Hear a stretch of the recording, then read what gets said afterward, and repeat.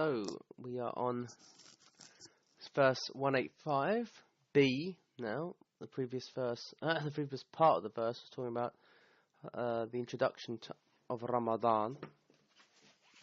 Now we move on to some more details where Allah subhanahu wa ta'ala says, فَمَنْ شَهِدَ مِنْكُمُ الشَّهْرَ فَلْيَصُمْ. Now this fa is giving more details about the month.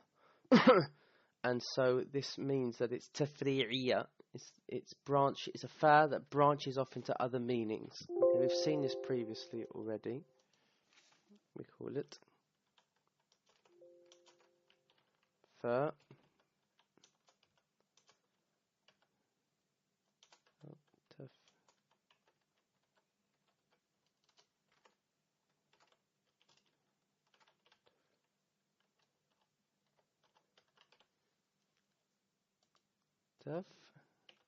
Tafri'iyya. So it says, فَمَنْ شَهِدَ مِنْكُمُ الشَّهْرَ. So men here, whoever, it makes it general. Okay, so it's not alladhi. Shahida is a first form verb for those who have studied the 10 forms course. So shahida can have two possible meanings here. Shahida could mean who's present. Shahida can have that meaning, to be present. Or it can mean to actually know about something, i.e. to witness something. So you could translate it two ways. Whoever witnesses, whoever is present. Minkum, from amongst you. Ash-shahra, the month. So whoever is present at the month.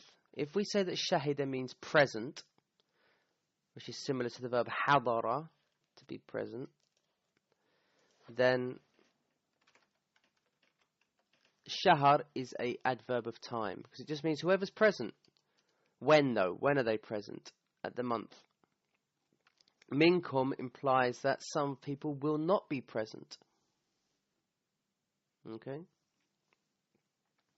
So shahara there is an adverb of time. If we say that shahida means alima, to know, to witness, then what the meaning is that whoever amongst you, not everybody will be able to see the month or witness the month.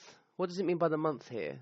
There means there's this is an idafa construction, a possessive construct, whereby the first part is omitted, and that will be hilal al-shahr. Okay, the crescent of the shahr. Okay, and that would be the object of the verb then, and it would be a state of nasb, obviously. Al-shahr, the al here is obviously the al of reference, al-ahdiyya.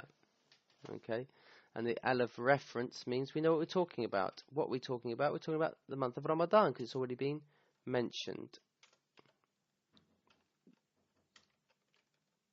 Ahdiyya. Let me just get that in. So whoever witnesses from amongst you the month, okay, فَلْيَصُمْ. So this is the second part of the clause. The second part of the clause does not start with the madi verb or a mudari' verb, a perfect and imperfect, or present and past. It starts with a lam. And this is the lam of command, the lam of amr. Okay, and so because of that we need a fa. So this fa here is the fa of connection, fa al-rabita. Okay, and we've got the lam of amr there, and the origin of the verb is sama, yasumu, and then it's in a state of jazm, so we put a sukoon on the end. So you've got li, so li yasu, and then we've got a sukoon on the end. And when you've got a sukoon on the end and it's preceded by a ya, a waw, or an alif, you lose it, and it becomes falyasum. Falyasumhu. What's it going back to? It's going back to the month. Okay. Let me just.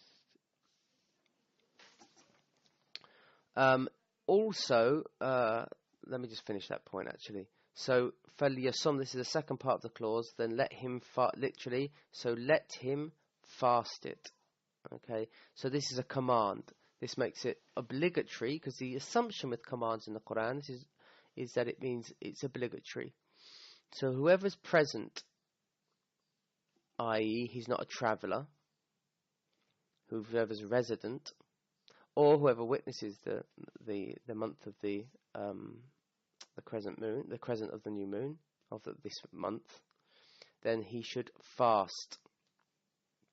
And this is an invitation that implies obligation. Okay.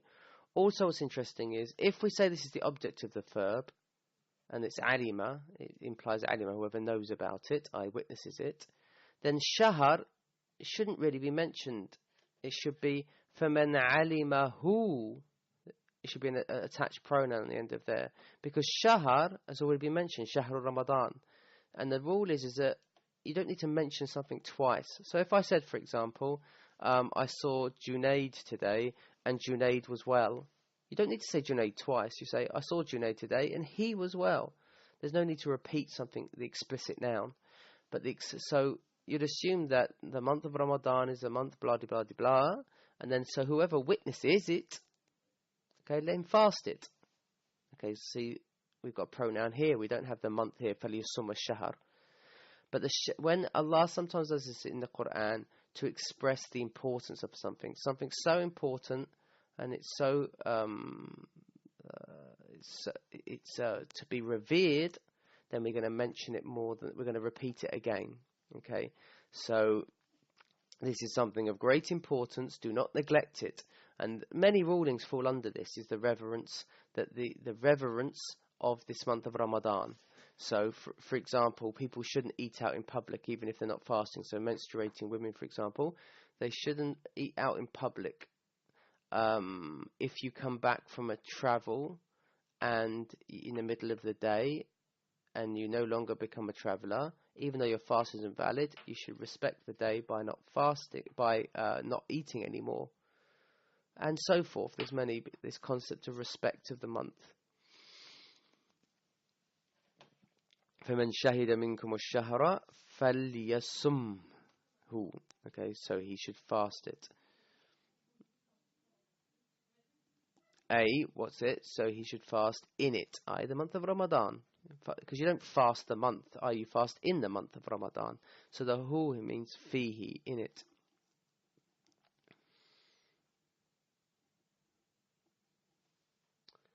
Now, then Allah says a sentence that is been already mentioned. وَمَنْ كَانَ مَرِيضًا أَوْ عَلَى سَفَرٍ فَعِدَّةٌ مِنْ أَيَّامٍ أُخَرَ. But there's a slight difference, and this is really important to pick this up. When Allah repeats something, is it exactly the same? So if we're to scroll back, what does Allah say? Right up here. So Allah says, يَا أَيُّهَا الَّذِينَ آمَنُوا كُتِبَ عَلَيْكُمُ الصِّيَامُ كَمَا كُتِبَ عَلَى الَّذِينَ مِنْ قَبْلِكُمْ لَعَلَّكُمْ تَتَّقُونَ أَيَّامًا مَعْدُودَاتٍ فَمَنْ كَانَ مِنْكُمْ مَرِيضًا أَوْ عَلَى سَفَرٍ فَعِدَّةٌ مِنْ أَيَّامٍ أُخَرَ. Notice in this one, it says, فَمَنْ كَانَ مِنْكُمْ. Do you see that? Whilst in this verse, Allah says, فَمَنْ كَانَ مَرِيضًا. It doesn't say minkum. Why is minkum added here in this part? That's the first question. And the scholars mentioned that the reason that minkum is mentioned here is that there's no ambiguity that he's addressing us and not the nations before. Because Allah says fasting has been prescribed upon you, just as it has for those before you, a number of days. So whoever is sick or on a journey, there could be an assumption that this is referring to the previous generations. But in order to remove that ambiguity, Allah says minkum, whoever's from you, not the nations before. So this ruling pertains to the you, not the people before. The next point is, why is this mentioned again? Well, notice that Allah has been talking about let me just get this. He says, وَعَلَى الَّذِينَ يُطِيقُونَهُ فِدْيَةُ طَعَامٍ مِسْكِينٍ. Now, if we're going to go on to the opinion, and this was a part of the tashri', the legislation of the fasting, was that initially when they moved to Medina and the ruling came down, that they were able to either choose whether to fast a day or feed someone poor.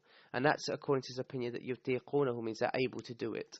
I said there's a difference of opinion about that. And upon those who are able to do it, they can feed, i.e. it's permissible to feed someone if not.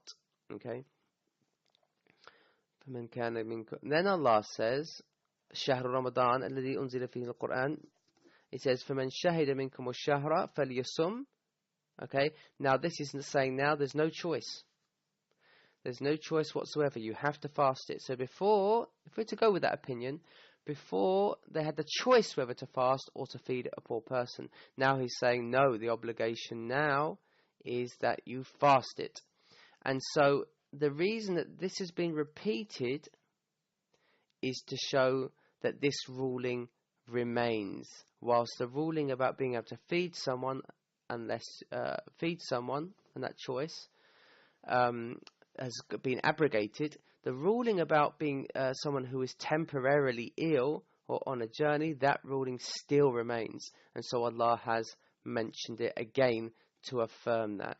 And we've gone through the actual grammar of that. وَمَنْ كَانَ مَرِيضًا, and whoever is, remember kana, even though it means was, in a conditional sentence it means is. Whoever is amongst you temporarily ill, that's the meaning of marid here, i.e. burdened and heavy and not able to function. Oh, or the other possibility, ala safarin, on the verge of any kind of journey. Remember that we said that the three schools, except for the Hanbali school, have the opinion that you have to be engaged in a journey before Fajr comes in to have that choice whether to fast or not. On the verge of a journey, فَعِدَّةٌ, and we said this is the second part of the clause, this is the first part, and it's got a noun, there's a noun sentence, and so because of that we need the fa of connection. فَعِدَّةٌ, so upon him, is a number, the upon him's been removed here, alayhi, to show the immediacy, that they should try their best to make up those days as early as possible. And we mentioned the difference of opinions about that. For iddatun, a number from other days of those days that they of those days that they missed. Min ayyamin, from days, other days. Ukhar, and we said that. And we said that ukhar is the plural of akhar, and it's a broken plural, which you'd assume that with a non-human plural use the feminine singular, but we've got a broken plural used here to imply that it's few.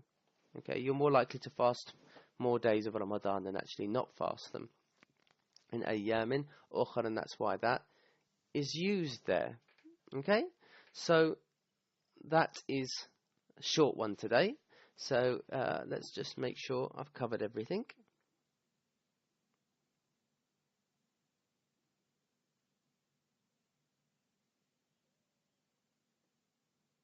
Yep, I think I've got it all. So thank you very much, guys, and we will have another lesson hopefully tomorrow as well. So stay tuned for that. I'll get the emails out as soon as I can. Okay, take care. Subhanakallah.